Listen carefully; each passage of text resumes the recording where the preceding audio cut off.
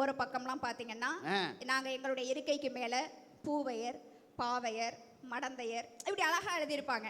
அது உங்களை மாதிரி ஆளுங்கெல்லாம் உட்காந்துருக்க இடத்துல பாருங்களேன், திருடர்கள் ஜாக்கிரதை, ஊனமுற்றோர் இருக்கை, கரம் சிரம் புறம் நீட்டா இருக்கு, கையை வச்சுட்டு சும்மாவே இருக்கிறது, போற ஒரு பிள்ளைக்கெல்லாம் டாடா காமிச்சிட்டு இருக்கு. பிறந்ததே ஒரு சாபக்கு, முடிஞ்சா இன்னைக்கே போய் செத்துரு.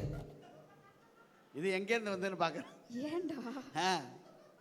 ஆனா உண்மையிலேயே கலைஞர் என்ன தெரியுமா சொன்னாரு, அந்த பஸ்ல கூட எதுக்கு ஆண்பால் பெண்பால் ஏன் பிரிக்கிறீங்க, அத்தனை அழி எல்லா இடத்துலயும் எல்லா பேருந்துலையும் ஒவ்வொரு திருக்குறளை போய் எல்லா பக்கமும் பாக்குற பக்கம்னா திருக்குறளை எழுதி வைன்னு சொல்லி பஸ்ல பயணம் செய்யக்கூடியவன் என்ன மாதிரியான ஒரு மனநிலையில வேணாலும் போகலாம், பயணம் செய்யக்கூடிய நேரத்துல கூட அவன் மனசுக்கு நல்ல ஒரு கருத்துக்களை கொடுக்கணும்னு சொல்லிட்டு திருக்குறளை எழுதி வைக்கக்கூடிய ஒரு மனசு இன்னைக்கு கலைஞருக்கு இருந்துச்சுன்னு சொன்னாக்கா, அதாவது இன்னைக்கு திருக்குறளுக்கு எத்தனையோ பேர் பார்த்தீங்கன்னு சொன்னாக்கா உரை எழுதுனாங்க.